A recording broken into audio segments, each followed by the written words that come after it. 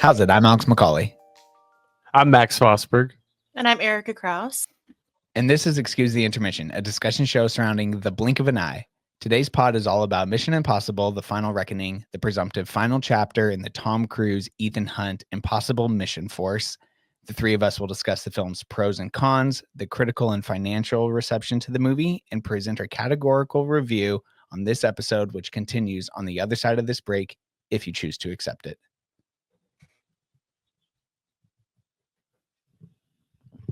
Maybe I'll have some like smoke Oh, effect come up. well, I have that at the end that this episode will self-destruct in 5 seconds, so maybe save it for that. Oh yeah. All right. Okay, how are we doing today? It's a day here in the Pacific Northwest. Really funny for those of us, I always want to kind of continue to leave breadcrumbs for people to maybe go back and listen to previous episodes. If you've been watching The Last of Us is really spotlighting Seattle in a funny way right now. And so when I look out and see like a gorgeous Pacific Northwest afternoon right now, but then I'm coming off of watching like, what is it even called now? Lumen Field, where the Seahawks play. And it's like a refugee camp in The Last of Us. Just kind of funny stuff. Weird times right now to be consuming pop culture in the Pacific Northwest, I would say. Lumen Field. So you're saying Lumen Field in the show is prominently shown as a camp? Oh yeah. And has like the jungle taken over all of like downtown Seattle? Or the rainforest, I guess. Yeah, for the most part, it's still very populated by these different factions. The Wolves, if you're watching the show, are kind of the group that has taken over Seattle. So, but yes, I mean, everything is like bombed and depleted, and Mother Nature is starting to take it back. The Space Needle, or Skyview, as we talked about last week, is that still standing in the show? Have we seen the Space Needle, Erica? I don't know. I'm not well, in the game, I don't know that we do. We might see it in the background, but I haven't watched the finale yet of The Last of Us. I feel like maybe when they first show Seattle in present time, there's someone up in the Space Needle using it as like a sniper tower lookout area. Yeah, I'm pretty sure we do get that. So yeah. But no, how are you guys doing? Like I said, beautiful day. We're getting close to summertime. It was just Memorial Day weekend. So what's new with the two of you? Beautiful and warm down here in Southern California. Great holiday weekend. Got to go out and see some films this weekend. I believe you're kind of burying the lead here, Max. What? You had a fucking birthday, dude. Yes, I turned 35 yesterday, and that was very fun. Got to go see Godfather Part 2 on the big screen. I also got to meet up and see. I can't remember if did we interview Izzy Lee on this show, or was that just on Silver Screams? Yeah. So yeah, Silver Screams. We interviewed a filmmaker named Izzy Lee a couple years ago for her short Meet Friend. Her West Coast premiere for her feature was this weekend here in my neighborhood. So got to go to the local theater for that as well and meet her IRL in real life, which was really fun and a great turnout for that feature. Very exciting for Izzy. But just another day. Yesterday was just another day. It was all good. I get one step closer, as our friend Tim said. I'm halfway to 70.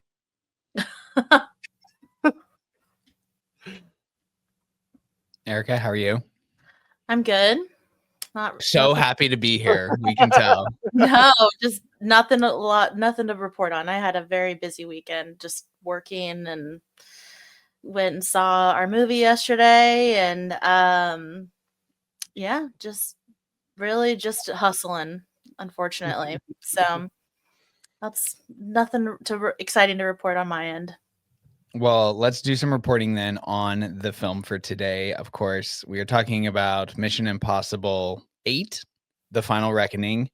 The box office performance over the Memorial Day weekend, typically the start to the summer blockbuster movie season, yielded some pretty solid results for this film, although it did get demolished by another movie here that I'm going to mention in just a moment. But the numbers on Mission Impossible over the weekend, which I just pulled the actual Friday, Saturday, Sunday numbers for, were 64 million. So that's obviously underwhelming. The film has crept up now, including the Memorial Day totals, to $79 million total domestic, with a $206 million gross worldwide. So that's much more what Tom Cruise and McQuarrie and everyone who financed this film, that's what they want to see. The movie that just crushed at the box office this Memorial Day weekend was the new Lilo and Stitch film, which hit to date, and we're recording this on Tuesday, May 27th. So same release window, has grossed $182 million domestically and $361 million worldwide. That's insane. Like, my goodness. And I can tell you firsthand experience, Lilo and Stitch for the last 5, 6, 7 years, because of, I think, its presence on Disney Plus, there's been a lot of shows, sort of like mini movies, if you will. It's stayed in relevance with pop culture and what kids are consuming right now. So I think that this movie is now capitalizing on this new generation right now of like elementary aged students being to that point at that age where like they are so jacked for something that they feel like they still have grown up with, because they've got a lot of new content from this Lilo and Stitch universe. Now they have their own movie. And so that was obviously reflected in this incredible weekend performance from Lilo and Stitch. I don't know if you guys want to touch on that at all. I know you are both aunts and uncles respectively, so I don't know how much Lilo and Stitch plays a part sort of in your extended families, and or if you saw this coming just because you think the franchise is like ripe for a revival now. But I'll give you 2 seconds to touch on that, because we probably won't talk about Lilo and Stitch on another future episode, but like this box office performance is incredible. Well, I believe it's not the first time Tom Cruise has lost to Lilo and Stitch in an opening weekend. I'm pretty sure Minority Report came out the same weekend as the original Lilo and Stitch and got crushed. Interesting. As well. So Lilo and Stitch are a thorn in Cruise's backside, I would believe. Huh. I'm sure the holiday weekend had a huge part in that too. But yeah, I've been hearing some buzz around this movie, specifically just some controversy about the story, how they changed things a little bit. It's been a really long time since I've seen the original Lilo and Stitch. My nephew fucks hard with the soundtrack and we're trying really hard to push the movie on him, but he's not really a movie guy. Like, it's hard to get him to sit still for it. He's only 4, but the soundtrack is played often in our household. So I want to try to get out and see it, but I've just been seeing a lot of weird stuff about just the whole plot of Lilo getting taken from, like, I don't remember exactly what happens, but I think there's just some controversy. I might have to do a little bit more research on that if you're interested. But you're saying Lilo's like being trafficked? No, I mean, I don't know. I haven't seen it, but okay. There's a part where, like, in the original movie, you know, her older sister, I think it's her sister, right? She's getting taken away because she's not supposed to be her guardian or whatever, but she's fighting for her and doesn't let it happen. And then I guess in the new movie, she just kind of gives up custody of Lilo. That's just what I've read all over the internet. People are kind of up in arms about it, and there's just been some significant changes. And there's a couple accounts that I follow that just are, you know, just really against the whole live action remake thing. You know, it just feels a little unnecessary. It's obviously a huge thing these days, but I don't know. I haven't seen it, so I can't say too much, but maybe that's what people are saying. Well, and just to correct myself before my segment, before what I said turns into people are saying, Minority Report outgrossed Lilo and Stitch by like 400,000. Not by much. They were both over 35 million, but Minority Report just beat them out back in June of 2002. So Tom Cruise won that battle, and Lilo and Stitch wins this weekend. Quite convincingly, yeah. Okay, well then some of the specs, just going back to Mission Impossible: The Final Reckoning before we get into some general overview. The film's being received in a lukewarm fashion, I would say, by a lot of critics. User databases are a little bit more positive on the film. Right now it sits at 3.6 on Letterboxd, 7.6 on IMDb, 79% on Rotten Tomatoes, and it actually has an A- cinema score. And so I think that there is a bit of a divide on this movie. We can get into, obviously, throughout our 7 categories while we review it, what we really liked and maybe what we thought was maybe a too long, didn't need, kind of scene critique kind of stuff. But overall, maybe just talk about expectations first going into this film, and then that can maybe lead us into did Final Reckoning meet those expectations? So Erica, I'm really curious as to what you have to think about this film and sort of maybe where you think it fits into the Ethan Hunt Mission Impossible lineage, because you are not as invested in this franchise as perhaps Max or myself. Yeah. I have not seen hardly any of them except for Fallout, and then I did see Dead Reckoning. Fallout was my intro to Mission Impossible, so I mean, I just was like, is this what I've been missing out on this whole time? Like, so hyped on that. So this one, I think, I know that Dead Reckoning was not nearly as exciting, or it just wasn't as good as Fallout, but I still had a fun time with it, and I did enjoy it. But I had this expectation, and this is totally just this is on me, of it being like, okay, if this is the last one they do, they're really gonna go all out. This is gonna be like the Mission Impossible movie, and I like to see those franchises kind of come full circle and kind of wrap things up in a big way. And I was really excited for that, and so my dad and I went and saw it in IMAX yesterday. Did it live up to those expectations? No. I had a fun time with it. It was a really slow start. I think that it was a little too long for me. I would have maybe nicked off like 30, 45 minutes of it. But overall, I did have like a decent time. Of course, like in the end, it's kind of hard not to. But I think maybe my expectations were a little high for it. Yeah, similarly, I think I had this on my most anticipated for the year. I am a Mission Impossible, sweaty. Like I love these movies. I rewatch them often. I fired up the first one just last week before going to see this new one. I do agree that it does feel long, especially that first like hour and 15 minutes. Probably it is a lot of explaining what the entity is and what the stakes are, and I understand movies have to do that because not everyone goes and sees Dead Reckoning, especially when you're doing a direct sequel. But the Final Reckoning just tries to be too many things at once. I think, it's this direct continuation of a previous entry. Whereas, a really great thing about Mission Impossible, and until like Christopher McQuarrie really got involved, was like each movie was like its own flavor of movie, right, and its own mission.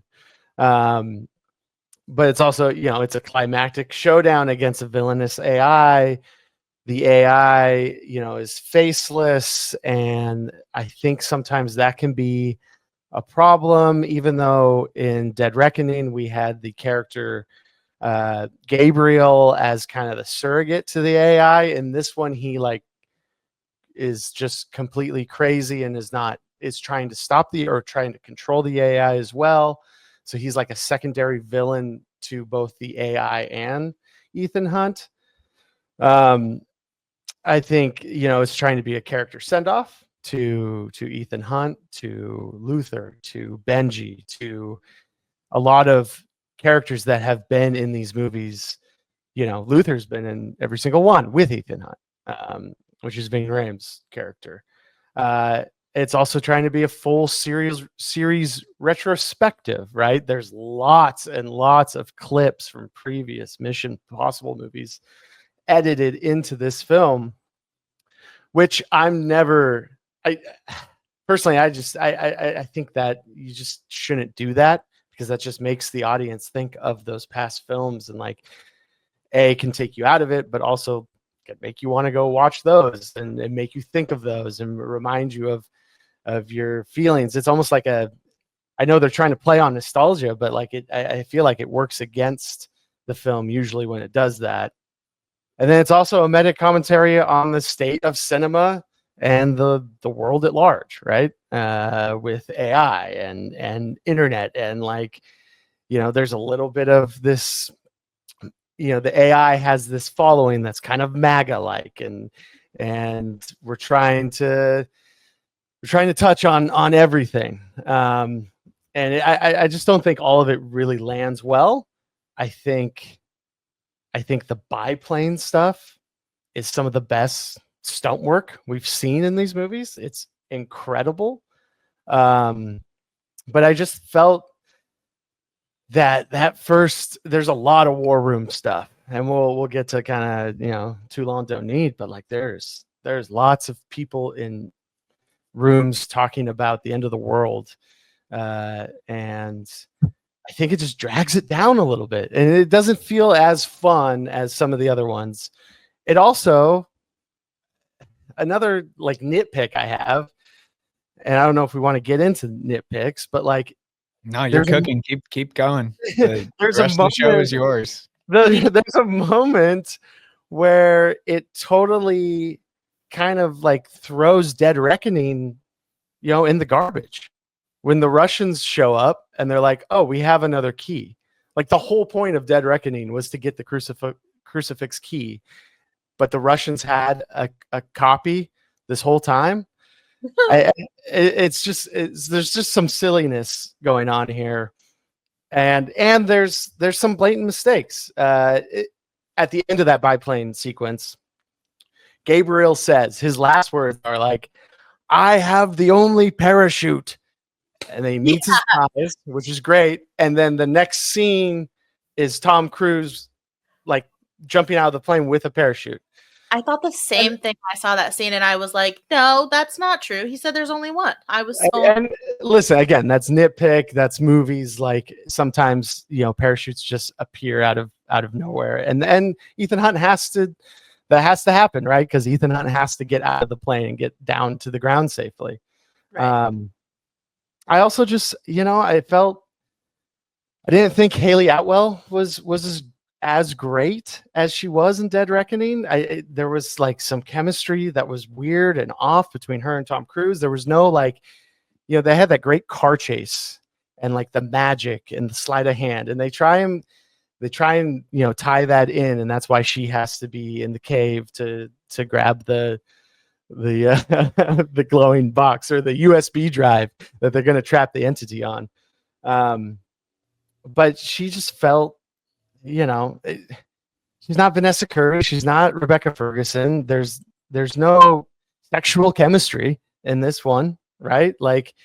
Where is the White Widow? She was on that train in Dead Reckoning, and she shot stuff for this movie, and then they just don't put it in this film. I think she was missed dearly.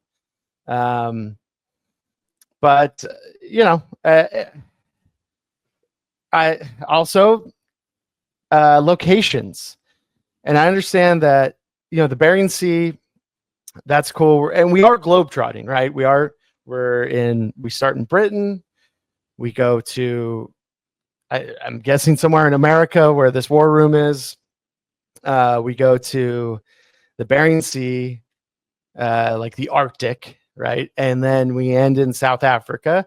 But I just never felt those locations. And you don't feel them like, when we're in Dubai and Ghost Protocol, or when we're in France and Dead Reckoning, or when I don't know. There was just some stuff missing, and this movie felt more than the others. And I know this is how they construct all these movies. They think of the stunts and then they write around them. And this one just felt very, very obviously built that way. Has McQuarrie said that? His crew said that? Yeah. McQuarrie has said that in multiple interviews, and so yeah. For me personally, it's not my favorite MI. It's a great, and again, like the underwater sequence, the airplane sequence, those are the two big stunts that are happening here. They're really fun to watch, but everything else around it just did not work for me. So it's towards the bottom of the list for me when it comes to the ranking of the Mission Impossible movies. I had a big problem with the way these men in the movie pronounced the word entity. I don't know what that was about, and I'm sure no one that doesn't have ADHD wouldn't pick up on that. But I swear on my life, there was 5 different men in there saying it like entity, and like they weren't pronounced, and they're just like entity, and I'm like, it's entity. Like just pronounce your T's. It drove me. Sorry, that's my major nitpick. I was waiting to say that this whole time. That's funny. So I really like this movie. I think that this movie is better than Dead Reckoning Part 1, whatever we're calling these, Dead Reckoning and then the Final Reckoning. I think that what we get in this movie is more like what we get in Mission Impossible 1 and Mission Impossible 2, with like a stripped down version of like just a classic cheeseburger, no fixings. We don't need avocados. We don't need, some crazy sauce. We need like 2 really solid set pieces. We need Ethan Hunt, Tom Cruise in the center of every frame. I'm not going to buy his sexual chemistry with anybody in any film ever. And so I don't need that. I was so impressed with how McQuarrie and whoever ever else worked on the script, aside from like nitpicking and saying like, well, this doesn't make sense, this is a continuity error or whatever, but how they were able to take what I'm sure was like one Dead Reckoning story and then split that up, because Tom Cruise, one of the most powerful people in Hollywood, if not maybe the most powerful right now. They're still not going to let him make a 5.5, 6 hour long movie.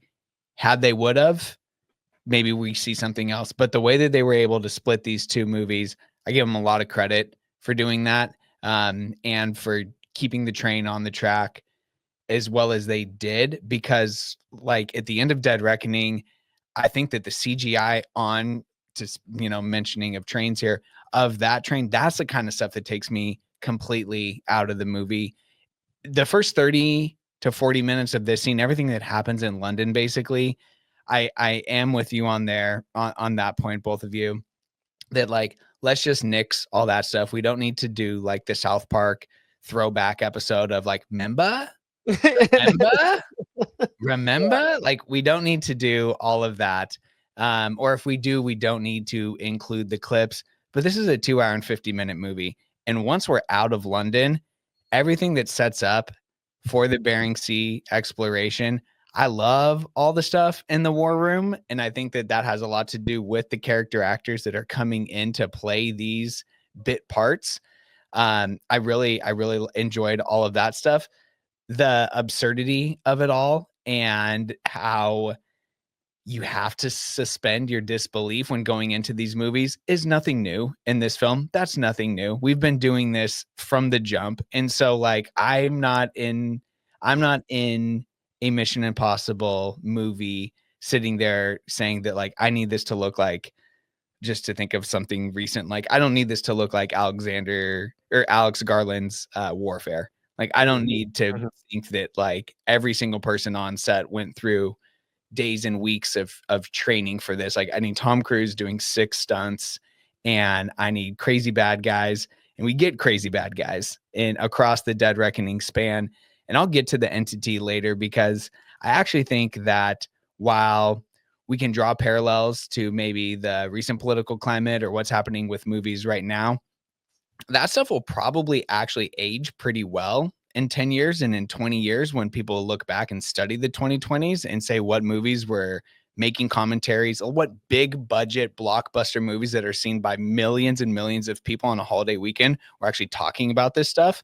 I think we'll point to a movie like Dead Reckoning and The Final Reckoning and say, well, they were doing it here, a lot like the way that at the turn of the century when the internet was really becoming a thing. What are we doing now? We're going back 20 years and we're saying like, damn, the Matrix was really on this. And now I'm not trying to compare The Final Reckoning to the Matrix, but I am just saying that like I that's not a bad thing to be making an attempt to do a meta commentary in the moment. So I do kind of actually really appreciate the entity as this villainous character in this movie, and their shift to focus on the entity as opposed to Gabriel. So I don't know. We can get into it because I think these our categories are going to lead to a bunch of other really good conversations here. So our first one is that it's been a long time now since we've done just a 7 category review. So we'll do a good job. We'll try to do a good job here, listeners, of explaining each category before we introduce it. The first one is top of the lineup. So we take a batting order in baseball, basically, and we structure different characters from the film. Every now and then we've done some like cast and crew members, and so that's also on the table. But we have a leadoff hitter, a leadoff character, someone who we want to like help us move the story along, or maybe introduce us to what's going on, carry out the themes. Like you kind of want your leadoff batter to be like, this is what our team's all about right here. They embody us.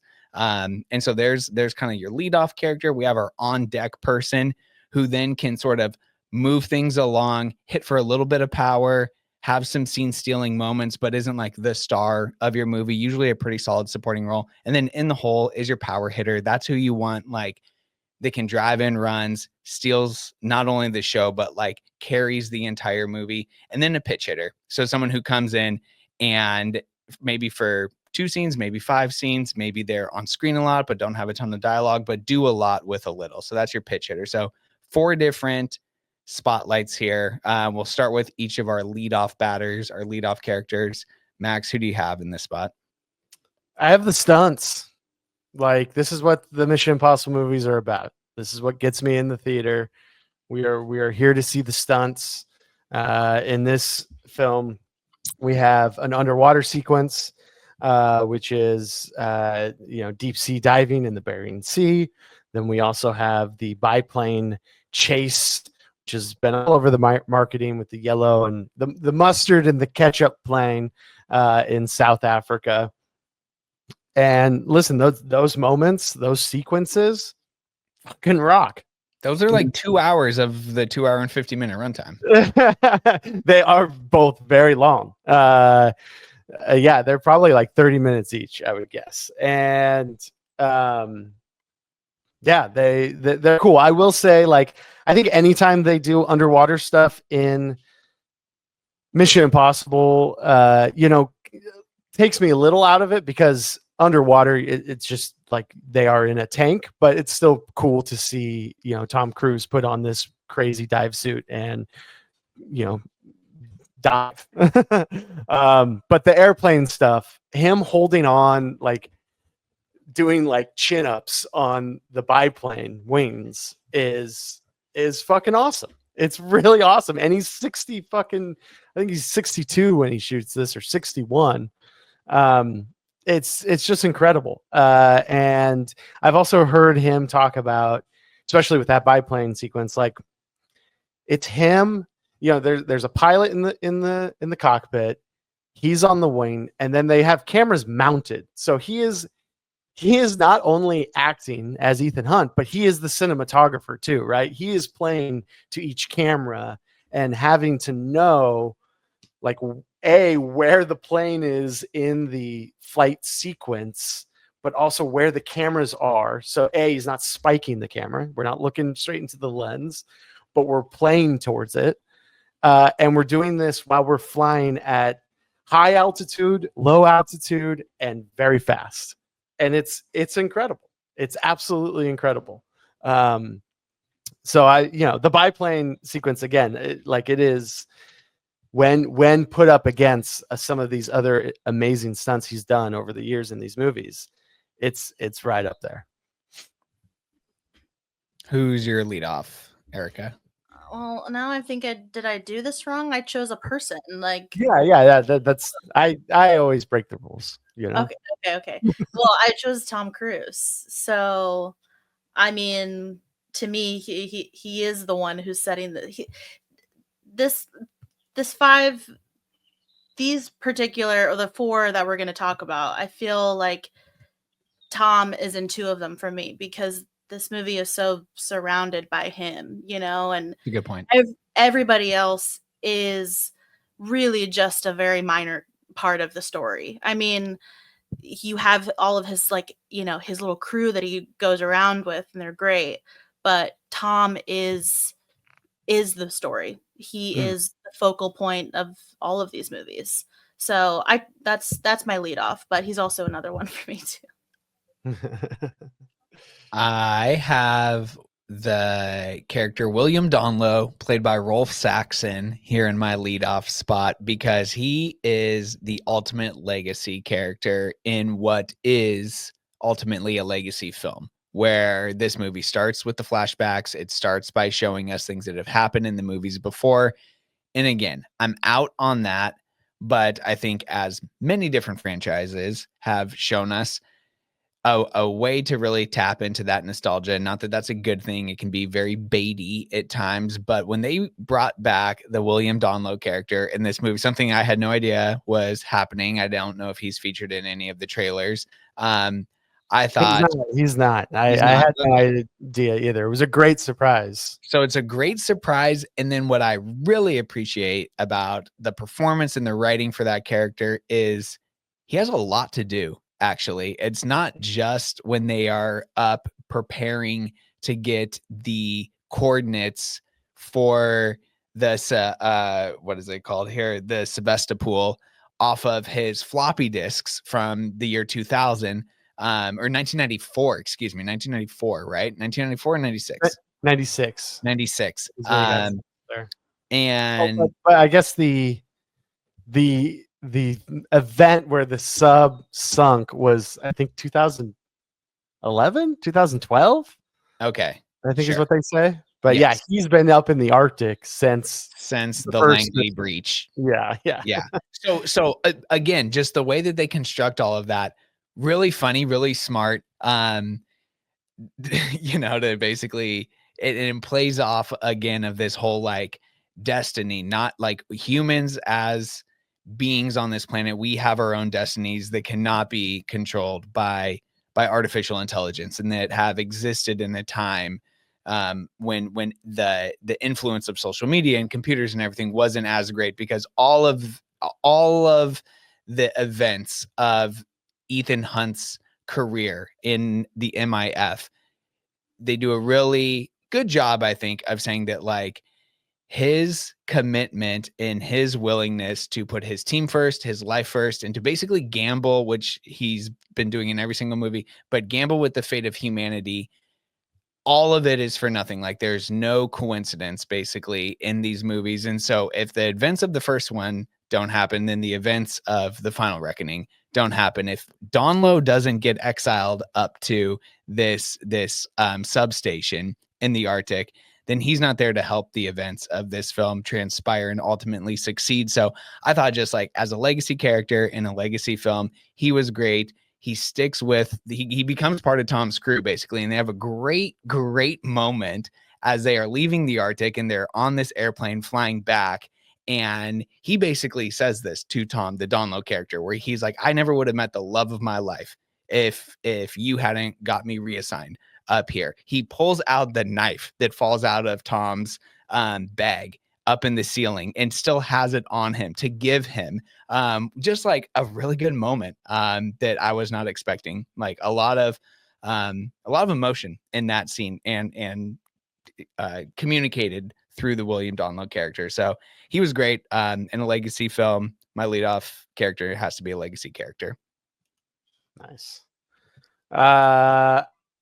On deck for me, and again, this is like the person who kind of moves along the film, right? We get stuff moving on the bases. For me, it's Simon Pegg, right? He is constantly explaining what the plan is. He is as Benji. He is fully in the field now, which he has been for a couple movies. Tom leaves the team in this movie for a while, so like he is running the IMF team and kind of putting the players in position. So he is always kind of the lighthearted, like funny moments of each of these films where he is he's constantly like, well, this is insane, but I guess we're gonna do it. I guess it'll work. It's gonna work. Don't worry. And so I enjoy Simon Pegg. I've loved him since Mission Impossible 3. So glad that he's been in all of these movies and survived all of these movies. And he's always great to see. So that's my on deck hitter. That's also my on deck hitter.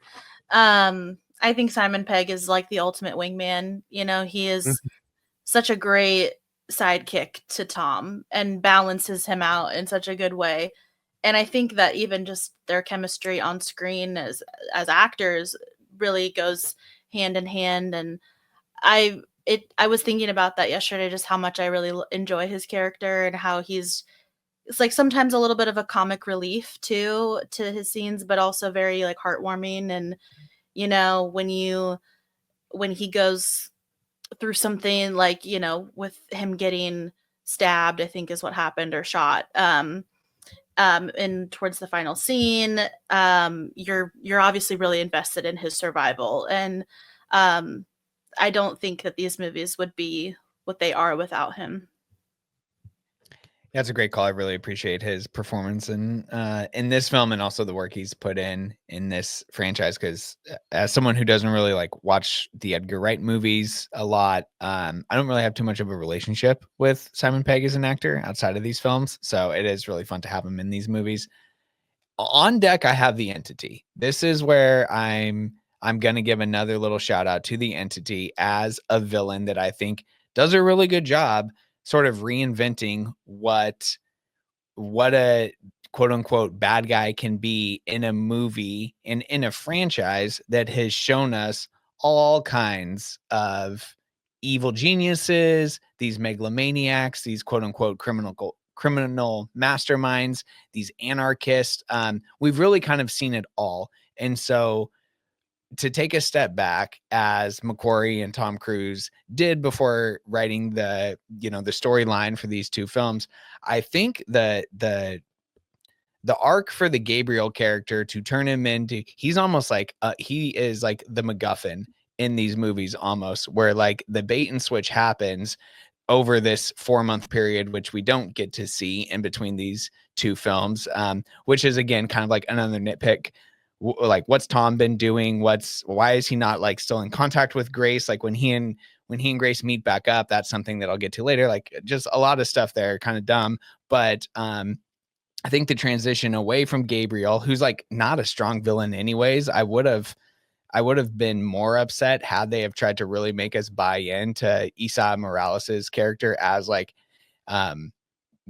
like this Philip Seymour Hoffman type bad guy that we really need to like quote unquote take serious, because we just don't spend enough screen time with him in the first movie to really have that investment. Especially like Sean Harris in, I think that's 4 and 5.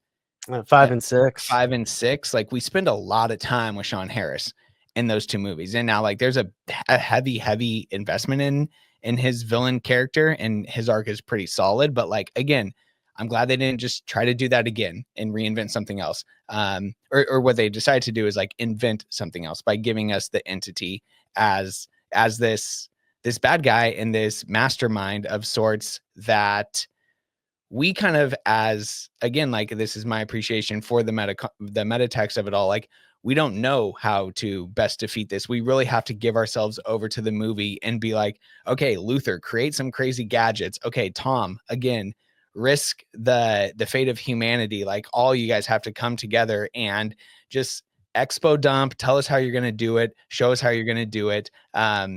Because it's not like we're just going to have some big crazy hand-to-hand combat or gunfight, or, you know, we do have the chase scene, but ultimately it is to destroy the entity, not necessarily Gabriel in this film. And so I thought that the entity as a villain should get a little bit more credit than I see it getting out there.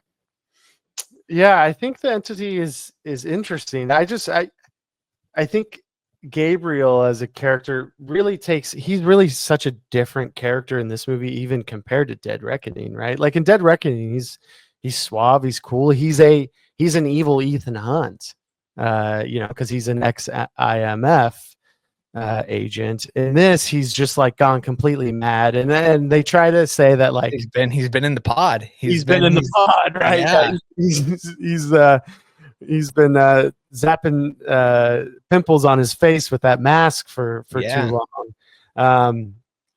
But which is interesting, but also like the entity, I don't know, I just feel like the entity comes down to just like a big doomsday clock, which, you know, a running clock is in all of these movies and like very fun to do. I just wish the entity, I almost kind of wish like the entity had more of a, like we got to see it take over more things, more of a Terminator vibe, right? More of a Skynet vibe. Where like I do think that maybe we're missing a scene where the entity does like pop off and launch take some a missile. physicality. Because otherwise it's just like this thing that's out there, and we know that it's over analyzing everything, and they do a good job of telling us like it's not going to attack until it knows it can be completely safe and all that. Totally. So it's not going to do something brash and something that, you know, would be for our entertainment. Yeah, but also though, wouldn't the entity know that if it is so like secure and safe and like knows every outcome, doesn't it know? Why wouldn't it know that, oh, the team is going to be at the Doomsday Vault, they're going to have a poison pill and a USB to capture it? I you know, and again, that's nitpicking, and also no. I think that they have explained that like it expects Tom to give it over, especially after Tom and the entity have their moment in the pod together. It expects Tom to take the risk of having a moment where, yes, it could possibly get captured, but if that blink of an eye millisecond is mistimed, it wins. And that's like the safest opportunity. The safest route. Okay. Yeah, because if it just goes through with launching all 9 nuclear powers missiles against each other, you know, the world is no more, and so is it. Mm-hmm. So yeah, but isn't the world going to be no more? Even say it does get into the vault safely and then launches everything, but then it can rebuild it. And now you're almost stepping on my number 2 category here. But that's what the entity wants. The entity wants the chance to rebuild a broken, you know, planet that has fallen into nuclear fallout. Okay. And at least that's my read on it. Yeah. Okay, so our number 3 hitters. In the hole, it's Tom Cruise. Yeah, I have that too. The God of Destiny. Yeah, he is, and I think even more than recent films in this franchise. You know, I think Alex, you said this. He's in every frame, right? Like he is very soloed off from the team, in a lot of these moments in the film where it is just Ethan Hunt versus the world, and yeah, he's Tom Cruise. He's great. He's fucking, you know, he is so. It is interesting that he is so serious and so like dramatic. He's very, very dramatic in this film. And again, compared to earlier films in the franchise, where Ethan Hunt can be a little bit more jokey or a little bit more less gravitas, right? Like a little bit lighter on his feet. He is commanding the screen at all times in this film. Yeah. Yeah, I also had Tom Cruise. I mean, he is Mission Impossible. He's these movies, you know. The opening credits literally start with saying a Tom Cruise production. It's just Yeah. incredible stuff. Yeah. I want to know where he's hiding in the beginning. And I mean, I understand that like they usually always somehow get a message to him, but yeah, it's funny that he's watching a tape where the president's like, we don't know where you are. Yeah. You know, but we somehow got this to you. Yeah. Please come in. Yeah, you forgot to turn your GPS off on your phone, actually. Yeah. I think we might have to have just like an 8th category for nitpicks, because I was furiously like trying to remember stuff, or like very like my theater was packed, so I could not be that person on my phone, but I was just like, I need to put this in my notes. I need to remember to mention this. So maybe at the end we have like or maybe we fit in part of too long didn't need is also just like nitpicks. How about that? Yeah. Okay. And then, so mine was Ethan Hunt as well. I mean, what more can you say? So, pitch hitters now, who were kind of your scene stealers?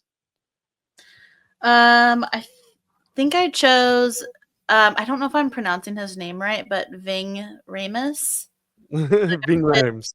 Ving Rhames. Luther. I love him. I think that like just his little side role always. I mean, in the movies that I've seen, I really enjoy him on screen, and I wish that there was more of him. And R.I.P. to Luther. Yeah, for real. Yeah.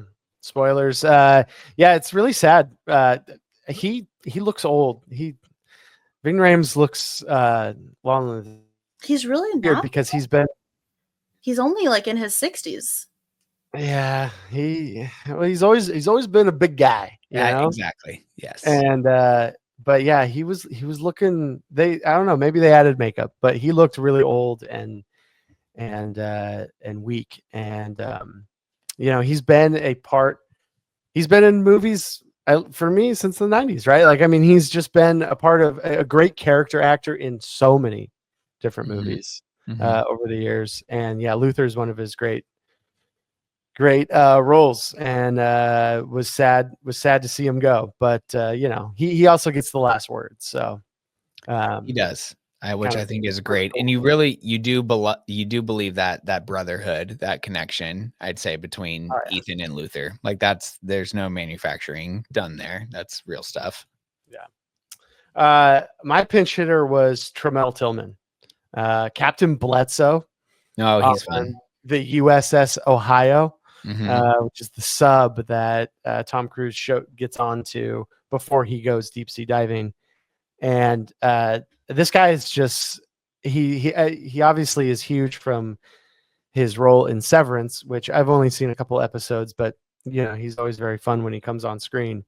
But this guy is magnetic, and I think he has the best chemistry in the film with Tom Cruise. Like, he's constantly calling Ethan Hunt Mister. Yeah, like he matches his freak. He totally matches his freak. Yeah, and what does he say? He's like, if you want to poke the bear, you came to the right person. You can't, you've come to the right man. Yeah. Yeah, and he's just fantastic. Made me want to see a whole movie about the USS Ohio with him at the captain. of this submarine up there in the Arctic looking for Russian subs. It really made me want to watch a submarine movie. The entire sequence. Also, Go shout ahead. out Katie O'Brien too Oh in yeah. that scene, which was so. I was like, I was excited to see her in. I almost had her down here because I believe that she also has some pretty legit chemistry with Tom. I wish she was in more of it. I thought she was going to be a much bigger role. Yeah. To say, yeah. Same with this person, but they ultimately do have more screen time, at least, even if their lines of dialogue don't necessarily aren't necessarily in balance with their screen time. But I have Palm Clementif's character of Paris in So this part here. I almost had Paris as my on deck person, as like my favorite. Mhm. She was like probably my second favorite character of the film. Like I just think she's got good comedy. She Yes, obviously really good is, timing. yeah, good at martial arts and stuff. And yeah, I wish there was more of her action as well. Yeah, I like her character arc and could always, want I will always be wanting more out of that character, which is again not a Palm Clementif problem. That's a story problem. But I do think that some of the critiques and criticism of this film maybe not being as quippy or as fun are sort of lost maybe on a little bit of the language barrier, where she does deliver a lot of good one-liners and again has that comedic timing, but we don't necessarily think of it as like banter in the moment, someone going back and forth with Tom. But basically everything that she says, whether it's to Benji or Tom or whenever the whole crew is together, like she doesn't miss. She got a really high shooting percentage in this film. So I really liked her character. But again, go ahead.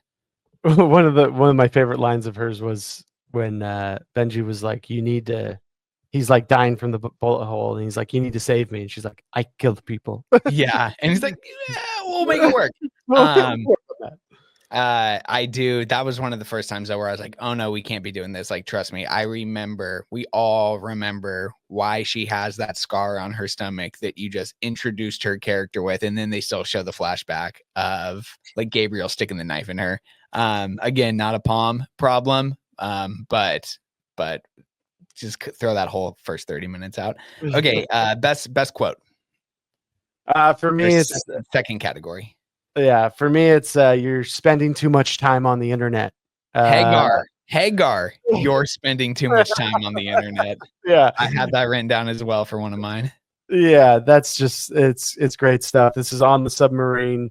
Ethan Hunt gets attacked by one of these, divine followers of the entity, and again, like I think it's good. I think it's a good meta commentary, on our world right now, and what kind of rabbit hole you can get into if you spend too much time on the internet. I thought that was pretty funny. Do you have one, Erica?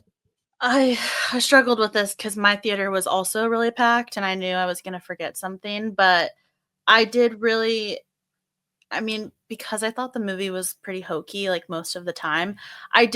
My favorite quote is really just Luther's speech and his monologue at the very end of the movie.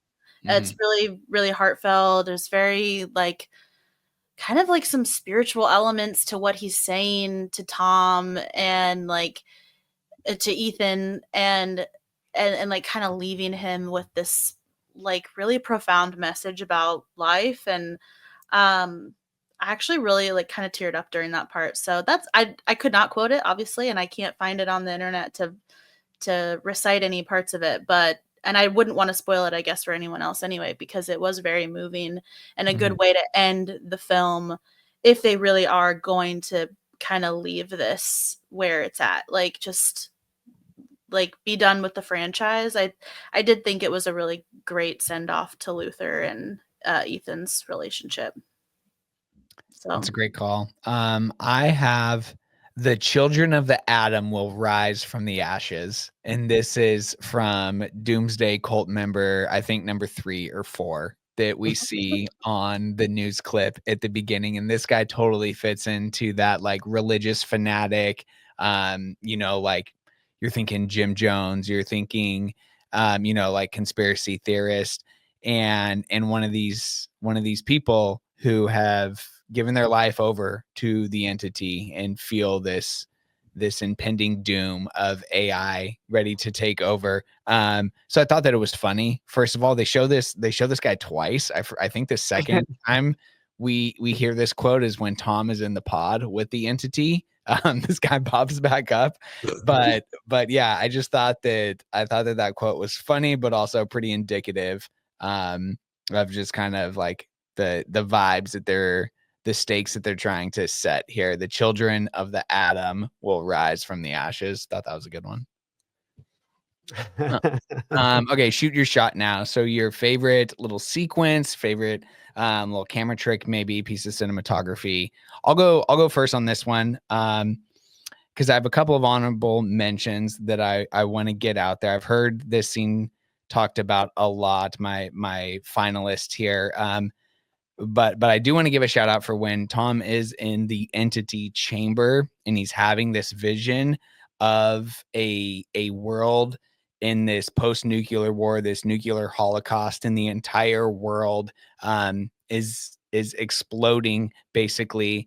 And we see this vision of like a round sphere of the earth with all these different devices being launched and then detonated, and it zooms out and it is the iris of Ethan Hunt's eye, of Tom Cruise's eye, and then we zoom out and we get his face and he kind of snaps out of the vision at that point. Obviously computer generated, and I still don't, it's just like, it was a really cool moment though, where I was just like, oh dang, that was really cool how they did that there. So I did really like that. For anybody that wants to say that this franchise is not sexy or steamy and doesn't set the mood in any scene, I would like to direct your attention to the 30 seconds of Haley Atwell performing slow motion CPR in the decompression chamber while wearing a tank top. Phenomenal stuff. So I got to get that out. But my favorite part is Ethan leaving the Ohio, the submarine that he is on. And once he has gone out the film's like dive chamber, then and this was like, and I get it. It's in a big dive tank. But when the momentum of his exit then takes him back, and the propulsive like flow of the water in the propeller of the Belarog, the Russian sub that is right behind him, then sucks him towards the ship. And this is mostly done like in one take. And Ethan then bounces off this submarine and is holding on to one of the side fins of it. That's when I was like, holy shit, we are cooking. Like, I don't know how they did that. Just really, really good stuff. And this will not be the last time that I bring up that entire sequence of him leaving the Ohio and ultimately going to the Sebastopol to retrieve the Podkova. But I thought that was just like an incredible exit right there from the Ohio, bouncing off the Belarog and then going further down. But yeah, that was incredible stuff. Yes, the Haley Atwell stuff is really, really funny. It's no Vanessa Kirby pulling like a knife out of her corset. Listen, I wish I could phone a friend and bring in my sister right now. Like, I grew up in the school of Mission Impossible 2. And like, when you're talking about Thandwe Newton wearing like black lingerie, sign me up. Like, that is sexy. I get that, like, this, you can be sexy and then you can just be like this bottled up horniness of sexual tension that will never be opened. And that's what Tom Cruise is like with every single female partner that he's ever had in any movie ever. And so like, everything that happens, not just the slow motion CPR, where Haley Atwell is featured prominently across my giant screen, but then like this I don't know what you call that film technique, Max, but this almost like this hazy, like superimposed cuddling session that's kind of happening between them while he's like snapping out of his decompression, and they're just like touching each other's faces. And I'm like, I wish I could bet a live money line on movies, because I would have been like, what is the over under on them kissing right now? Because it'll never happen. You have all this sexual tension happening right now, and there's like 3 different parts throughout the film where I'm like, you think they're gonna kiss? Oh, I never think they're gonna kiss, but I'm like, you would be dead. You are dead wrong if you think that I'm about to split up from Haley Atwell and run after Gabriel and the device that's around his neck and leave Haley Atwell next to a nuclear bomb without kissing her. Like, it's just not happening. It's not happening, Tom. What are you doing? So there's a lot of stuff with Haley Atwell in this movie. It's not air quotes sexy, but a lot of interesting stuff going on. My shoot your shot is the beginning. Yeah, I think it's the beginning of the biplane sequence.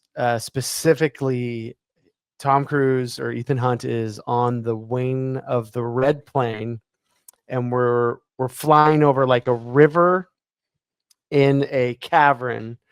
Like a canyon.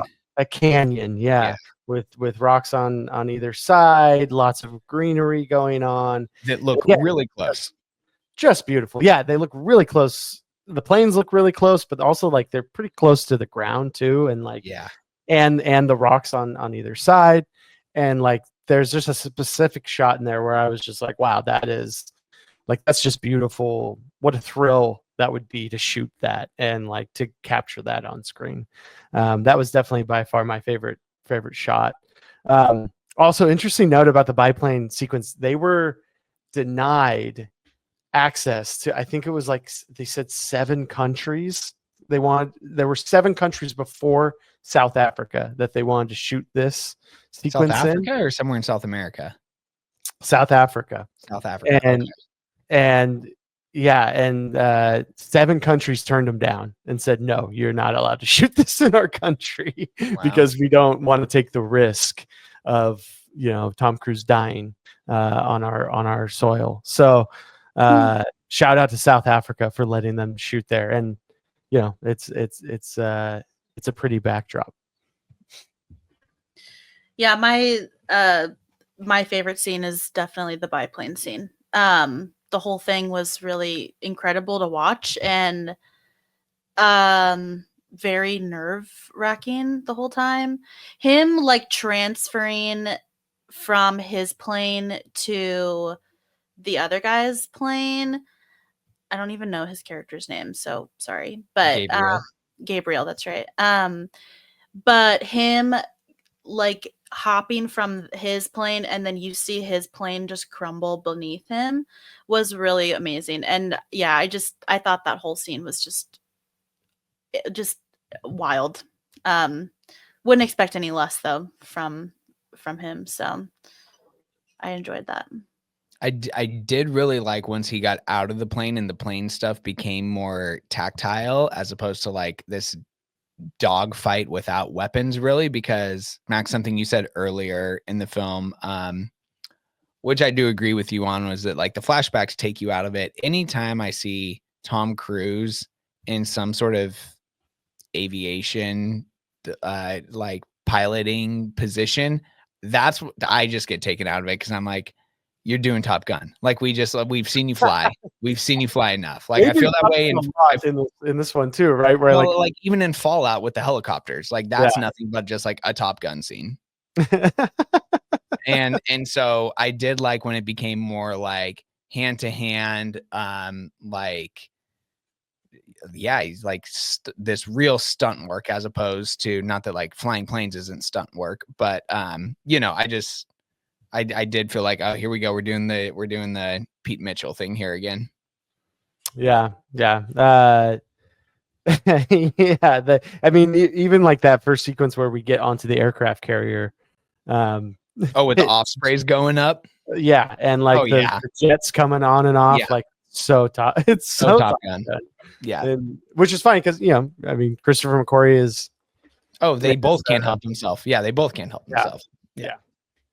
Okay, all hands on deck. Shout out to Hans Zimmer, one of the best to ever do it. This is our favorite piece of music in the film. Could be jukebox soundtrack, could be something from the score, kind of depending on what movie we're talking about. So, funny enough, because we are talking about a franchise with one of the most iconic theme songs ever. And so, is that the route you went, or was there another moment throughout the film that stood out to you guys? The like large Gaelic, almost Hans Zimmer like tones that happen when he's underwater, when he's deep sea diving. They're like, This is what I have. I oh, have written down: source code retrieval, the rumbling, the grunts, the torpedoes falling. I looked it up on the score. This is like a 5-minute long song composed for the score called the Sevastopol. yeah, And it's cool. it sounds like something that Mark Corbin did for The Lighthouse. It is Yeah, for sure. so good. It's so good. And I love that for the most part, that entire set piece, unlike every other set piece in this entire franchise, is paced so slowly. And like, you're talking to somebody It's that's silent almost. yeah, I've subscribed to the thalassophobia subreddit page for as long as I've had a Reddit account. So like shit that goes down underwater, like that tickles my brain in such a scary and intense and in a fascinating way.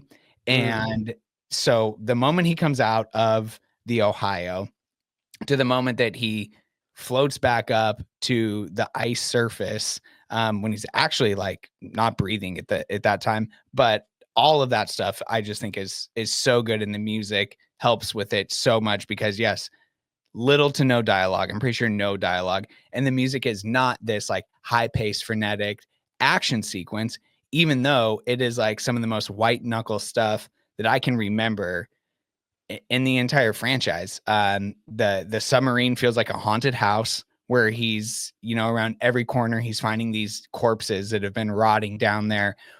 You have this other great ticking time bomb moment, and the music does such a good job, and just the sound mix in general do such a good job of building this tension of this submarine. It's sitting on this shelf on the ocean floor that's already 500 feet down, and it is because of Ethan, I should say, opening the different chambers and shifting the balance of the submarine because water's going into different areas of the ship. It's beginning to slide down this shelf. And so it's just like, it's so good, guys. Like it's so good, that stuff that happens underwater. So yeah, the music helps it. It's definitely my favorite part too. I think I had the music down for the fight scene in the cabin because I really enjoyed that whole scene of kind of them swapping between like the team fighting the Russians and then also Tom fighting the guy on the Ohio. And so I really enjoyed that whole scene and the music in that. But you did mention like the theme song of Mission Impossible, and like, the title card of the movie doesn't come for, several minutes into it. And my whole theater like erupted into applause when That's that awesome. happened. And because I'm like fairly new to the franchise, I've had only positive experiences with it so far. I get pretty hyped when like the theme song comes on because I'm just like, let's go. Like I'm ready. So I think the theme song is worth mentioning in this because it is so iconic, and unless you've been living under a rock, you really just are immediately going to recognize the song, and it can feel a lot powerful, kind of tying into some other things I was saying before of like, with this, assuming this is the last movie, it can give you a little bit of nostalgia and kind of like you reflect on the last, what other, there's 8 movies now, and so like obviously I don't have a long history with them and I haven't seen the majority of them, but I think just kind of tapping into like the collective experience with Mission Impossible hearing that song can really flood back a lot of memories and reflect on your upbringing with the franchise. And I think that that is pretty powerful. And there was, I had a lot of like older people in my theater, and everyone was just really hyped, and it was actually really fun. And Monday afternoon, and everyone just started cheering. Dude, I had a bunch of old people at my screening too, and they were cheering when Tom Cruise lands after the biplane sequence, right? When he's got like it's like he pulls up a parachute, that parachute lights on fire, and then we cut away from him, and then we get back to him, and we see him pull a second chute, but we don't see it go up. Yeah, and he's now on the ground. I had and again, like, this was a Friday morning, the Bluebird special. I had people hooting and hollering. They love Tomcat in this town. And so, yeah, that's a lot of fun. But my question was going to be, what's a better theme song, Mission Impossible or the James Bond theme song? Because I think they evoke the exact. I was thinking about this as Erica was talking. Yeah. Because I think it's the exact same thing. You can't wait for the cold open of a James Bond film and a Mission Impossible film to end, even though sometimes that's like the most fun you have during the entire movie, because you can't wait for that needle drop of like either dun dun dun dun dun dun dun or dun dun dun dun dun dun dun dun. Mission Impossible is way better. They do. They totally do the same thing. They totally do the same thing.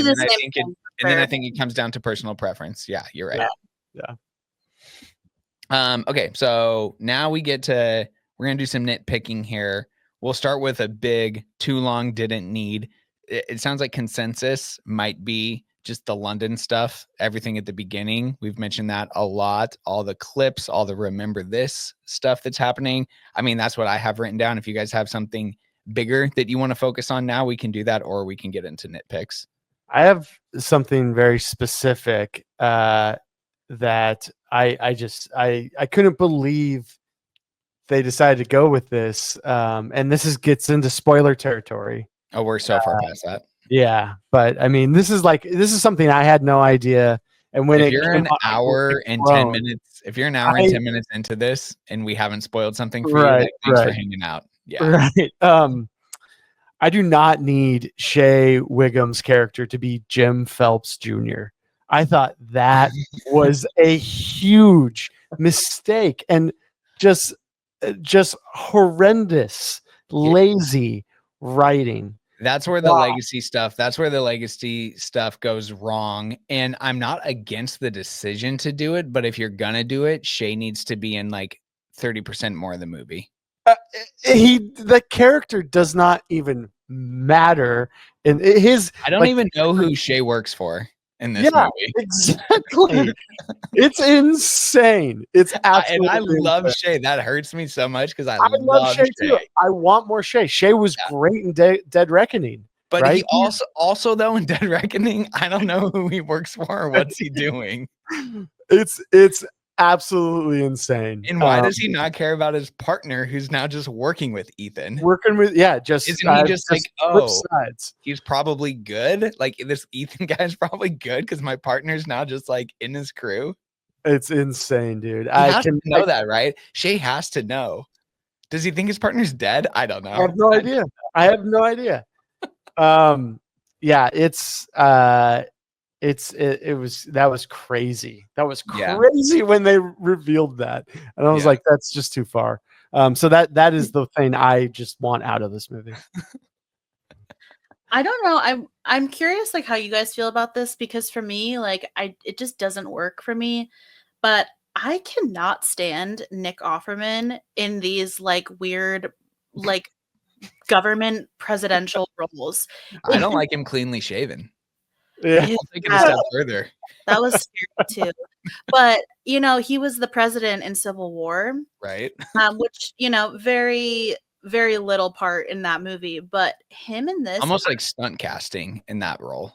Yeah, I was like, No, sorry. It doesn't work for me. It just feels so like awkward and like try hard to me. And I hate to like I tend, it's I think a lot of people do this with certain types of actors who are primarily known for comedic roles or, maybe a dramatic role and then they try to do comedy or whatever. But I just like it doesn't work for me him in these weird like serious roles, but especially this movie. I was I just was like, get him off my screen. I don't, and I like Nick Offerman, but I'm curious, like I don't know if that was just me, like that's a nitpick for sure, but I do like how they kept his character's motives sort of in the dark when he goes to ask for the one sergeant's firearm and you're not sure, like, is he going to be not necessarily a radicalist, but is he going to be someone within the president's cabinet that tries to take her out because of a decision that she's ultimately going to make and or not make.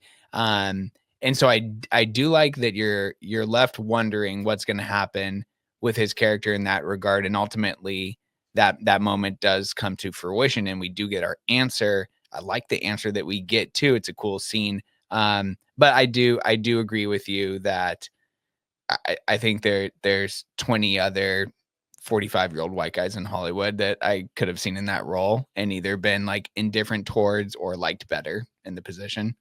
Someone that I think you're right, you don't have the same sort of like comedic relationship with. It'd almost be like not necessarily on this level, but pretty close to like if Steve Carell was that part, you'd be like, what the fuck? Like we're not that far off from like that character just being like Steve Carell. I know. Offerman's a great TV actor.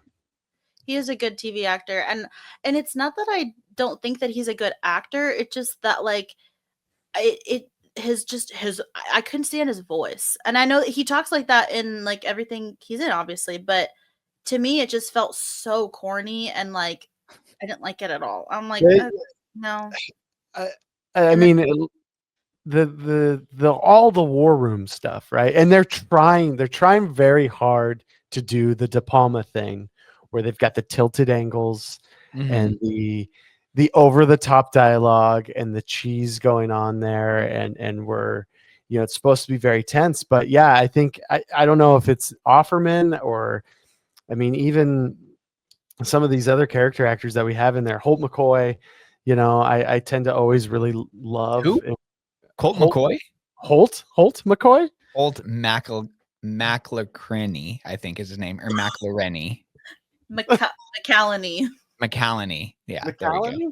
Yeah. Holt McCallany? Yeah. Yes. A Fincher guy. Really love that guy. Uh-huh. But I think this war room stuff, they're trying to do De Palma, and I think it's just poorly executed, or it's just not De Palma, or I'm just I don't know. I was very allergic to anything going on in that war room, and I just did not want to be there. Yeah, me too. And I think Offerman also has a part in that, right? Mm-hmm. Okay, here were some of the side things that I was able to write down to remember to talk about here. First one I wrote, and I hope there's an answer to this. I wrote down Luther is in a hospital bed in the bottom of a condemned sewer.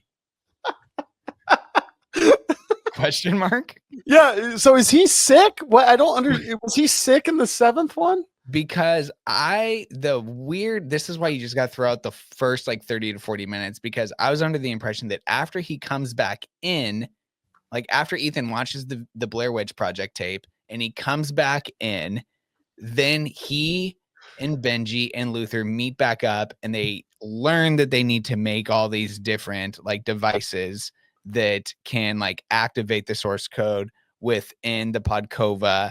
And then Luther also has to build this trap that will hold the entity inside of it. Like they're all in what looks to be some sort of like IMF workroom, like lab or whatever for that scene. And then we're subterranean London and Luther's in a hospital bed.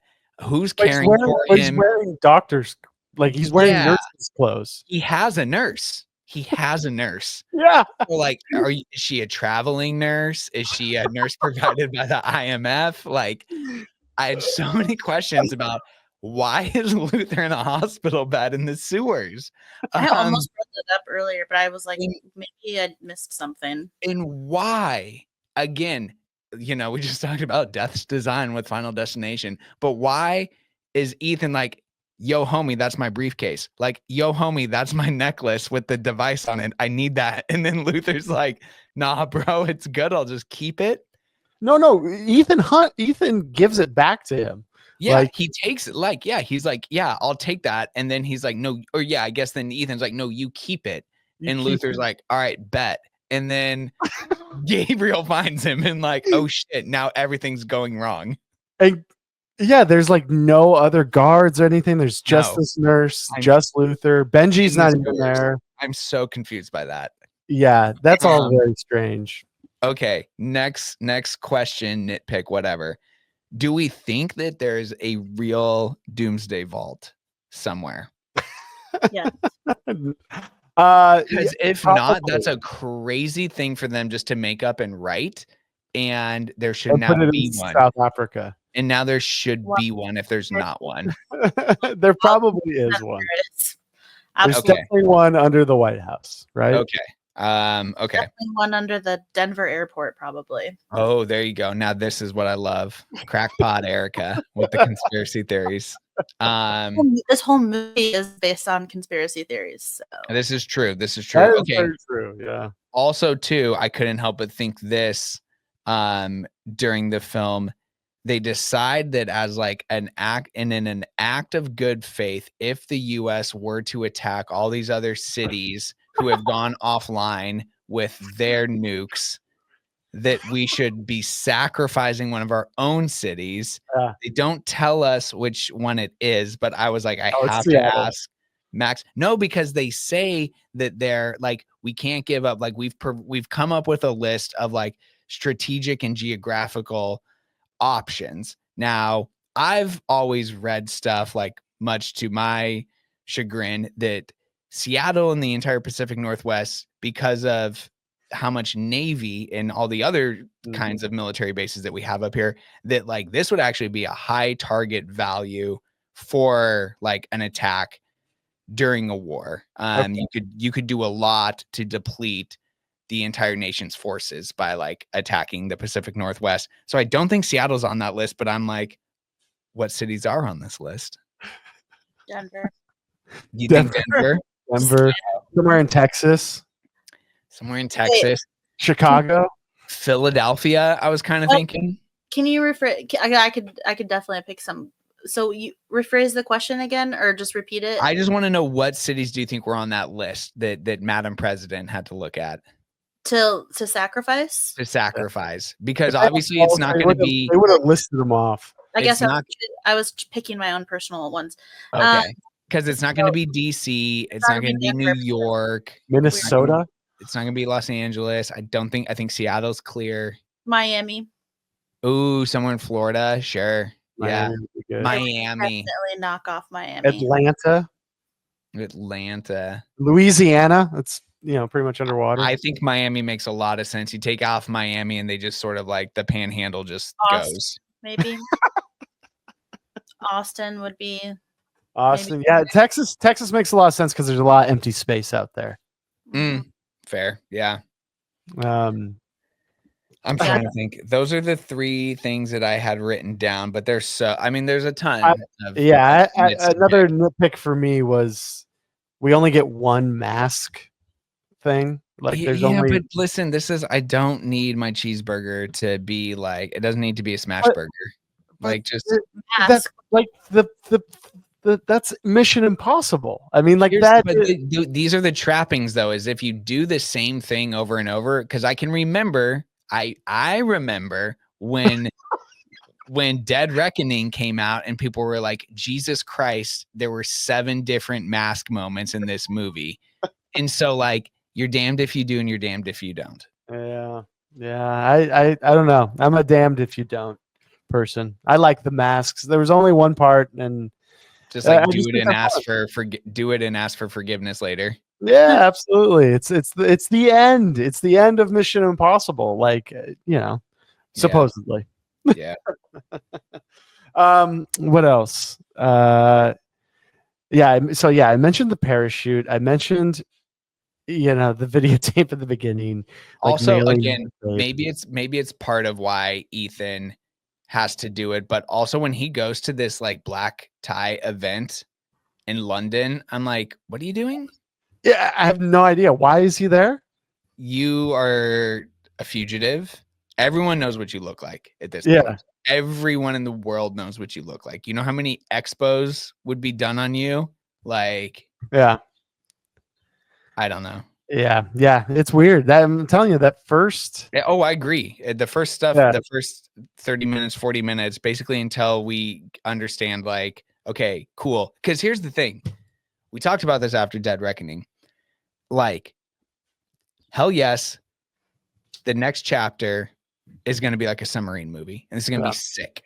Yep. And guess what was sick in this movie? All the submarine stuff. Yeah. So until we get to like the setup for that, which introduces like the Katie O'Brien character and just this whole plot of how he has to get out there. I love how he has like, I'm Just really jumps trying. at the bird. Yeah, I'm really not trying to spoil my driving double feature by talking about this part too much yet, but like the way that he has to negotiate with Angela Bassett as the president to even get this part going. Like, I loved all of that stuff. I thought that was so good. Like, we just got to get out of London faster.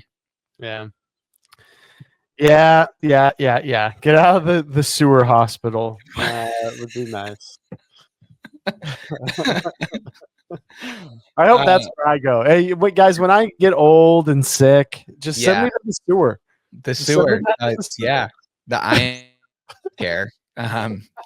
It's crazy stuff. Okay, so here we go. Drive-in double feature for this film. Could go unconventional, could go conventional. Obviously, when you're what we assume to be the final chapter of a franchise, maybe we don't assume it to be, but like there's a lot of stuff here that you could pull from. So what are you pairing this movie with? I have a whole list. So if you guys want to go first, and then I'll, add some scraps. Sure. Erica? I struggled with this, but I chose Tenet. Ooh, tell us why. I don't know. It kind of gives me that same vibe. I also recently rewatched it. Tenet is really about them like trying to prevent a World War III. And it just kind of gives me that same vibe. Like Tenet, I know a lot of people think is like really long and a little like painful to watch. I personally really liked Tenet, but it kind of I don't know. And I really, like I said, I struggled with this one hardcore because I was like, well, I'll just pair it with another Mission Impossible movie. But I thought that like there was a similar like the whole AI thing for whatever reason it's because it's so like technologically advanced. I compare that to how they're manipulating time in it. So that was my pick. That's a great pick and a movie that like I would have never thought of, Erica. That's it's a good pull. Yeah, that's really thinking outside the box. It's very Tenet of you. So I went way outside the box. Box didn't even exist for me on this one. Because I think that some of the first things that came to my mind may be on your list as well, Max. So I'm happy that you're going to bring a couple of different titles to the table here. I'm going to TV actually, and I'm going with season 3 of 24. And now I think that Ethan Hunt and Jack Bauer have so much in common where they are the person who always ends up at the center of these world crises. And they are the only person, for some reason, that can save the day. And so whether like you could say that Ethan Hunt's a superhero, you can say that Ethan Hunt is James Bond. I'm like, Ethan Hunt and Jack Bauer are the same person. And now what really made that apparent to me while watching The Final Reckoning was that scene in which he is trying to convince Angela Bassett and her entire cabinet to basically give him carte blanche to carry out this mission the way that only he sees that he can do it. And he has to keep things classified and everything else. And after he leaves that meeting, you see that Angela Bassett's character of the president, unbeknownst to the rest of her cabinet, is like, yeah, here you go. Here's the green light. That is so Jack Bauer and David Palmer, where Dennis Haysbert's character in 24 would just be like, you don't ask me why I'm trusting Jack. I trust Jack, and that's all you need to know. And so season 3 specifically is when Jack and President Palmer, David Palmer, in the 24 series really start to have that kind of relationship and really just like flex that friendship on everybody else. And Kiefer Sutherland is left to just like go do his thing. CTU and IMF also not that dissimilar. So yeah, that's the one that after thinking about it for a minute kind of came to me. That's a great poll. That's a really great poll. Because you're right, Jack Bauer and Ethan Hunt. Obviously Ethan Hunt came first, I guess, in the 60s, right? But Jack Bauer is kind of like a more violent, grounded version of that. For sure. Yeah. Okay, so I have a big long list. I think last week we touched on No Time to Die. Is a good thing to pair with this because it's the last Daniel Craig James Bond movie, and or The Dark Knight Rises, the last Christian Bale Batman movie kind of ends a little, similar to the way this ends, where we're head nodding our friends and then we're looking at the camera, winking and walking away. I also had movies like Logan, Toy Story 3, The Last Crusade, Avengers Endgame. Those are all like the end of certain like franchises or eras in franchises. A lot of those then, end up going on and ruining some of those legacies on those movies. But one that I was thinking about, a couple other ones that are kind of outside the box and not having to do with ending the story. There's so much like water, diving, Navy stuff in here, right? Check out The Abyss, right? I think that's an interesting. We're at the bottom of the ocean. We're going around trenches. That one gets a little bit more sci-fi than a Mission Impossible movie, or you can go, and this is one I think Alex and I watched, or at least I know I watched during our Kevin Costner moment last year. Is it The Guardian? I believe. Oh yeah. With Ashton Kutcher and Kevin Costner. It's like a frogman jumping off helicopters into raging ocean film, Coast Guard film. So I think those would pair nicely with the with how much water action we get in this film. I think for a lot of the same reasons, you could throw U-571, The Hunt for Red October. You could do a couple different submarine movies with this one as well. Yeah. Underwater, starring Kristen Stewart. Oh, Underwater. William Eubank, baby. Okay, so now let's talk about the legacy, our final category here for this film. I think I'm maybe the strongest supporter of this movie, so I'll go first and just kind of say my piece and then be done with it. I do like what you just mentioned. This is a good segue, Max, or you kind of set the table nicely for me here, I should say, because a lot of those other franchises that you did just mention did go on to try to revitalize and reimagine or reboot themselves after we were told we're done. So here's how I feel about The Final Reckoning. If the franchise ends here, I think people are going to come around to this movie pretty quickly. And if they're able to just like if McQuarrie and Cruise and everybody, Cruise first and foremost, but if everyone's able to stay away from it, I think they're not only going to get credit for the restraint that shows, but I also think that, as I mentioned at the top, this movie's relationship with AI and the way that they are confronting some of these things in real time and how that might feel a bit too like on the nose in the moment. I think give it 5-10 years and we're going to look back on it and feel we're going to be more sympathetic to some of those ideas. And now that's not me being like pessimistic by saying like in 10 years shit's really going to be bad. But like I just think that in 5 or 10 years, if this franchise hasn't tried to come back yet, we're gonna look back on it pretty fondly. And then if this franchise does continue, I think people are going to say we should have left it here, and the final reckoning was a good end to the Ethan Hunt story. So I think this movie, in either way, no matter what happens next, I think this movie's in a good position to grow in a lot of people's estimation. Yeah, it'll be really interesting. You know, to be honest, I haven't watched Dead Reckoning since it was in theaters, right? Like that is the last Mission Impossible movie I own is Fallout. And so I think sitting down and maybe marathoning these two together might help Final Reckoning a little bit more, or it also might hurt it, right? Because that might be even worse if like you get through Dead Reckoning and then you have to get through everything at the beginning of this movie where everyone's telling you exactly what happened in Dead Reckoning and what we're up against. I think the big question is this going to be the last one?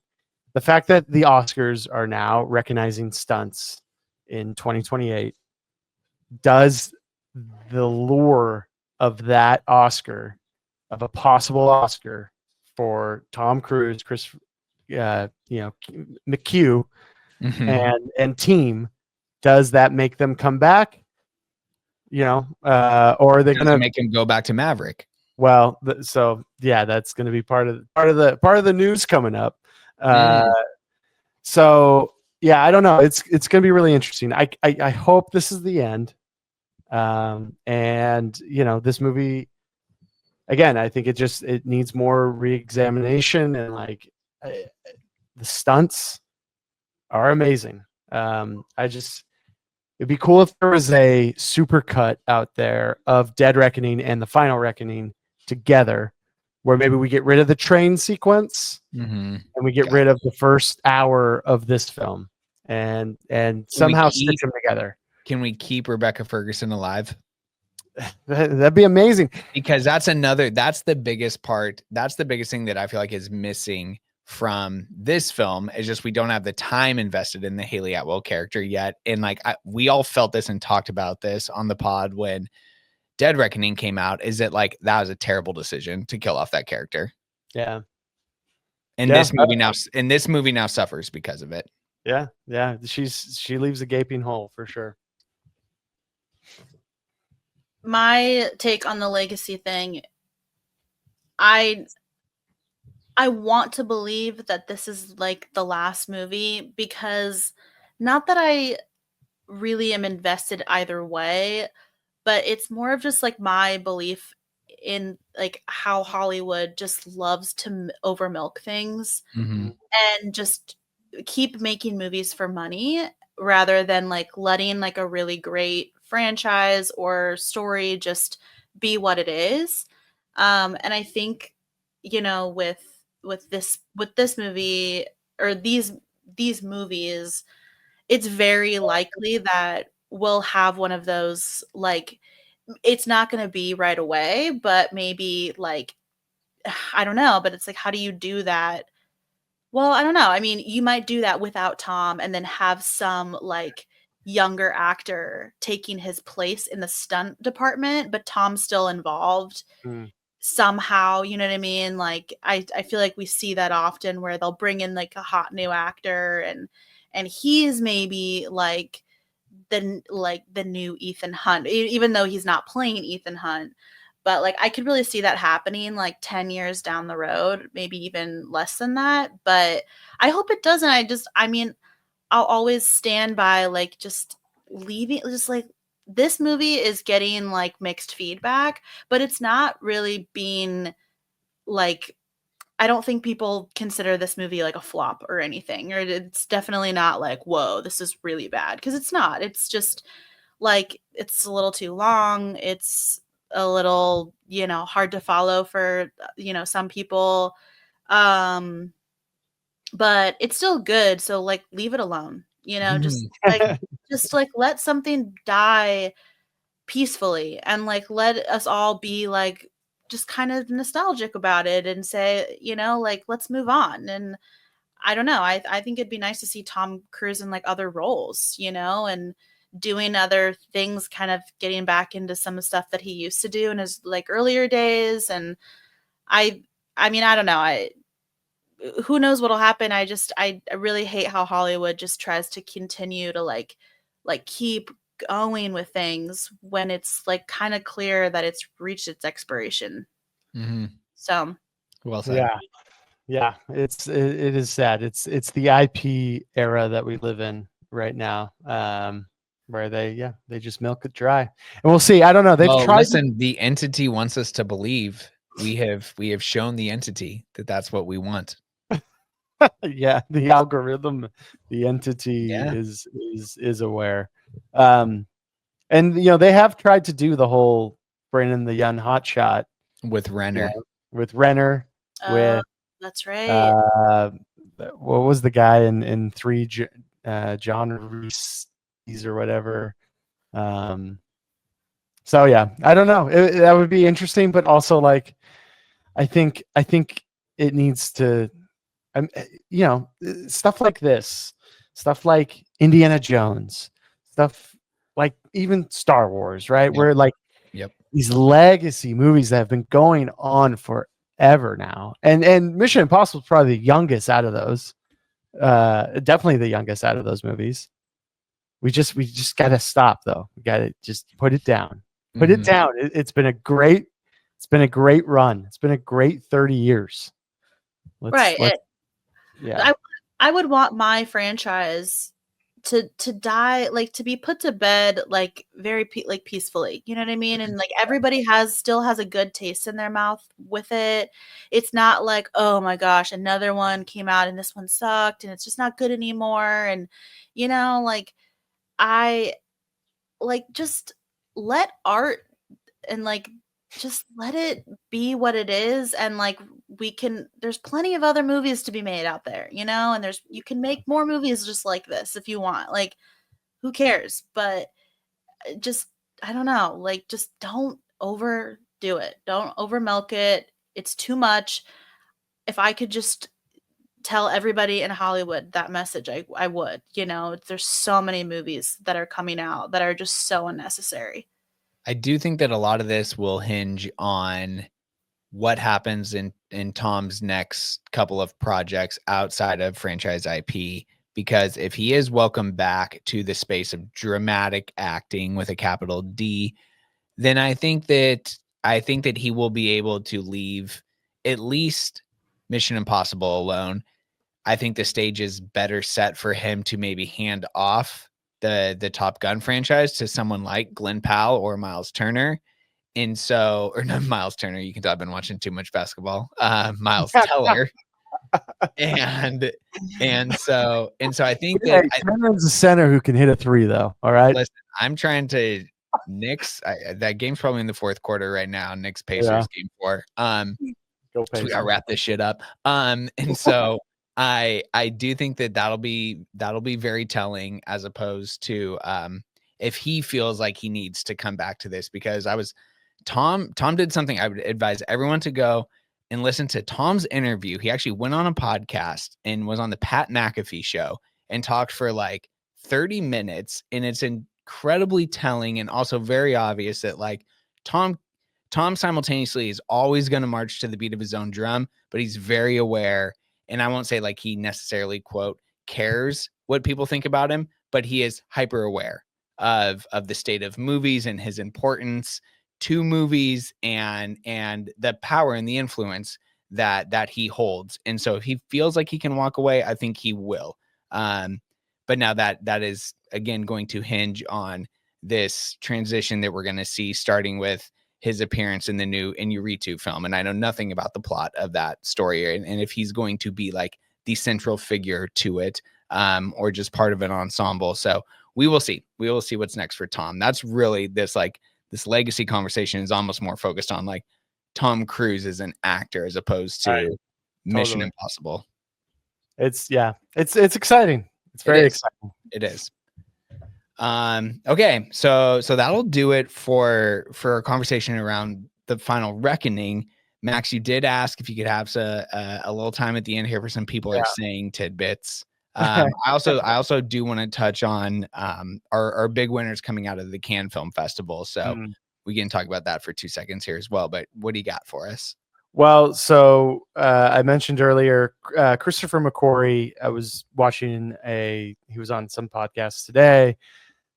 He has penned the script, or at least the first draft for Top Maverick, Top Gun 3. Okay. So that is in the works. And then I also have some graphics here that I want you guys to. First off, my beloved Martin Scorsese is getting a 5-part docuseries on Apple. I am very excited about this. I cannot wait. I wonder if you guys are sick of Scorsese. Do we need a 5-part series about a director and his legacy? There's going to be Daniel Day-Lewis is coming out for this, Kate Blanchett, DiCaprio. I mean, you can just imagine all the people that are going to be on this 5. I can't believe it's 5 parts. That's 5 hours of content, and that's a lot. So I wanted to get your guys' reaction to that. I love that. I think that's I mean, I love a documentary no matter what, and a docuseries if that about an amazing filmmaker. I mean, I'll watch it always. So I think that's exciting.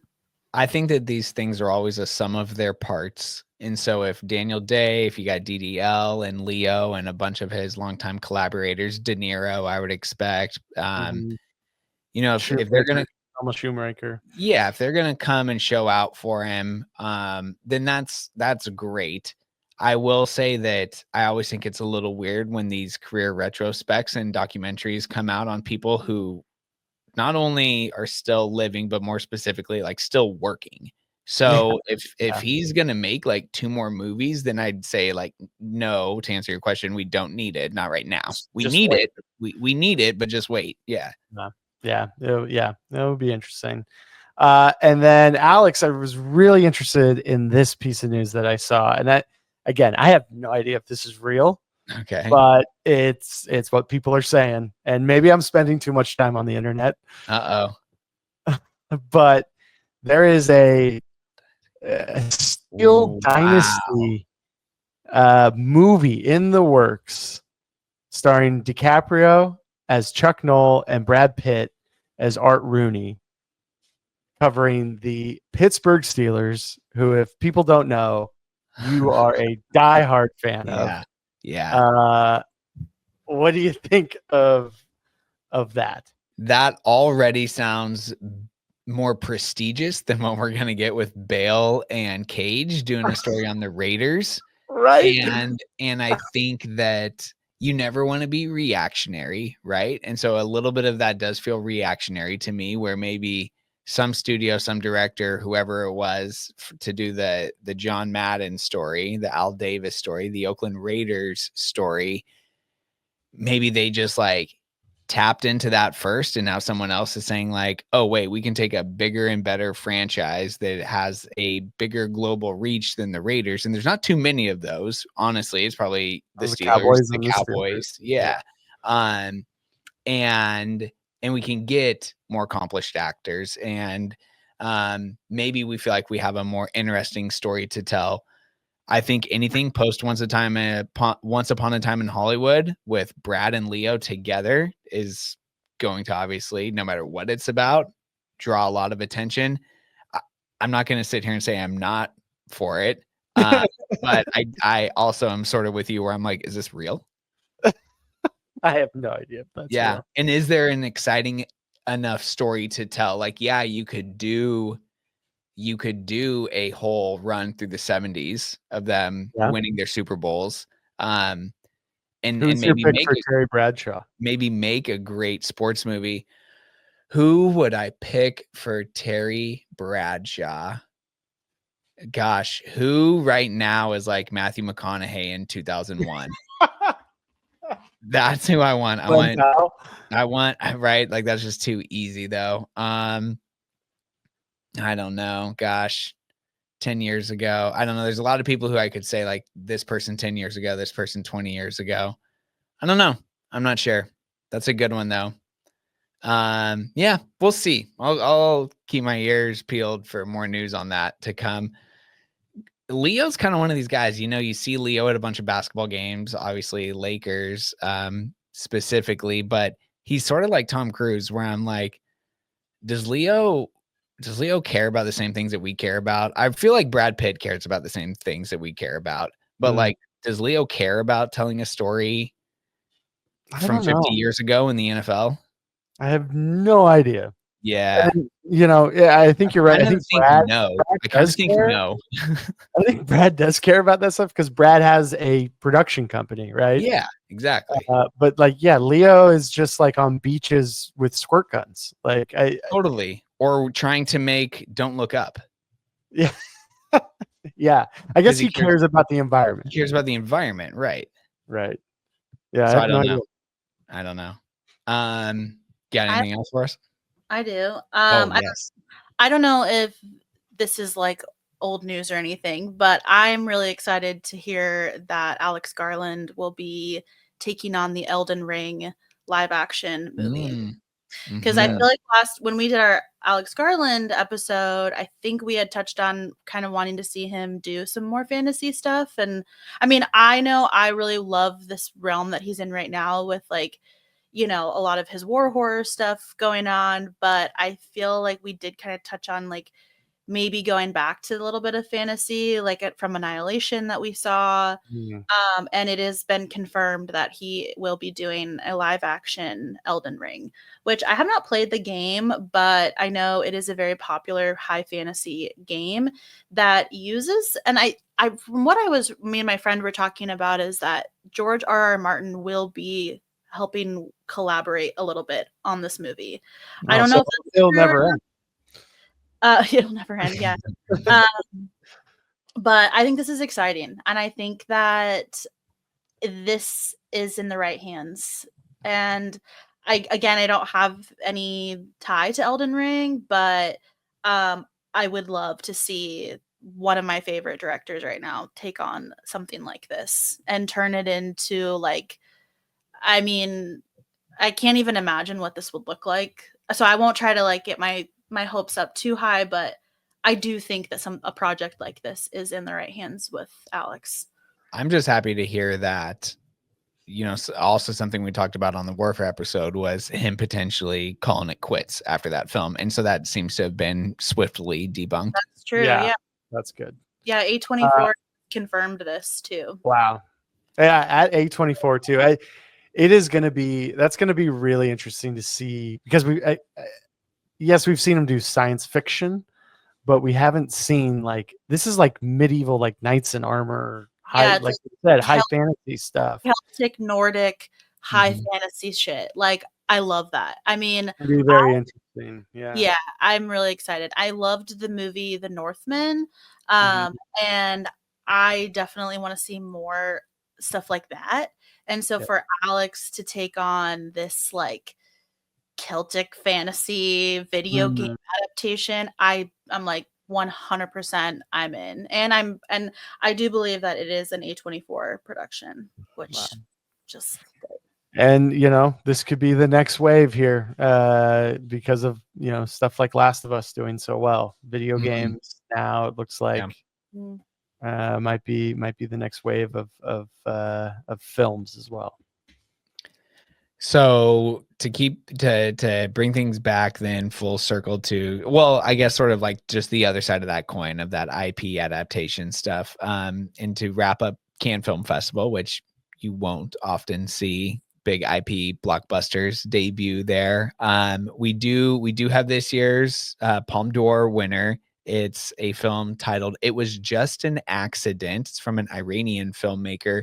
So that took home the Palme. Neon acquired the film actually before it debuted too at Cannes. And so that is 6 years in a row now where Neon has been the distributor of the Palme d'Or winner. So once again, the film was titled "It Was Just an Accident." So be on the lookout for us to talk about that film as the year wraps up in the wintertime, and more eyes get on that to see if there's any Oscar buzz around it. There was also really good word of mouth from Joachim Trier's new film. He, of course, directed The Worst Person in the World a few years ago. That film's titled Sentimental Value. It won the Grand Prix. A film called The Secret Agent took home a lot of awards as well. And then just some other things that we've had our eyes on, like Highest to Lowest, was actually received very well at Cannes. So that gives me a lot of hope going forward for Spike Lee's new movie.